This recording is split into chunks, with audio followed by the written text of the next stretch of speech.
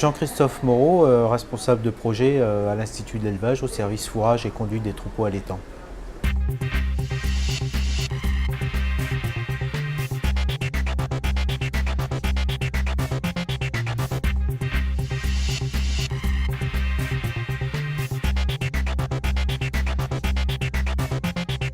On étudie dans un premier temps l'impact du changement climatique à l'échelle de cultures de différentes natures.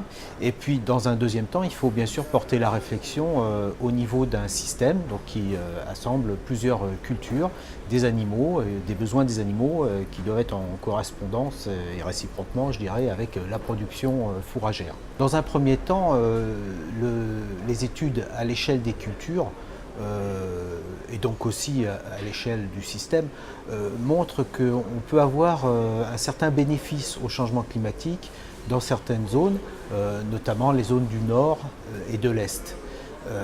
Et puis que par ailleurs, dans un premier temps toujours, dans des régions assez exposées au changement climatique comme le sud-ouest, les impacts sont que très légèrement négatifs, voire il n'y a pas d'impact défavorable du tout.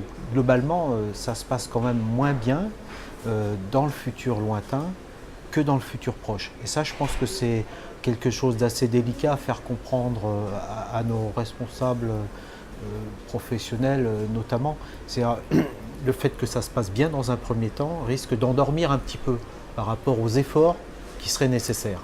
Dans cette étude, il y a une succession de modèles. Il y a d'abord les scénarios d'émission du GIEC, ce sont des modèles, puis il y a les générateurs de climat, les gros logiciels à Météo France qui se saisissent des hypothèses d'émissions de gaz à effet de serre du GIEC et transforment ça en données climatiques. Puis ensuite, on introduit ces données climatiques avec d'autres données qui décrivent les itinéraires techniques dans un troisième modèle, qui est un modèle de culture. Moi, le travail que j'ai fait, c'est en fait le quatrième étage de la fusée. J'ai utilisé un modèle qui s'appelle le CATIP, qui décrit un système d'élevage dans sa globalité. Et en fait, j'intègre les échelons précédents de modélisation. Ce sur quoi il faut porter son attention quand on est éleveur, par exemple, dans un premier temps, au-delà des aspects évolution des rendements, du chargement, etc., qui se régleront de toute façon aussi par l'évolution des dimensions structurelles des exploitations, c'est surtout l'effet du changement climatique sur la saisonnalité de la production. C'est-à-dire on peut obtenir un même rendement de plusieurs manières, avec une production bien répartie dans le temps, avec éventuellement un maxima de production en prairie sur fin de printemps, début d'été, et puis avoir deux périodes de production, le printemps et l'automne. Et en fait, c'est bien vers ce deuxième schéma-là qu'on s'achemine progressivement dans les différentes régions de France.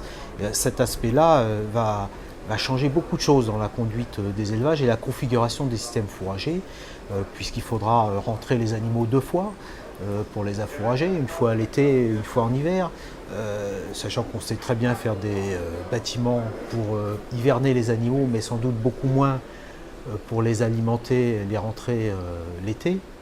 Question qui se pose aussi, c'est faudra-t-il les rentrer? On pourra peut-être les laisser dehors sous des couverts de peupliers, enfin j'en sais rien, ces hypothèses comme ça.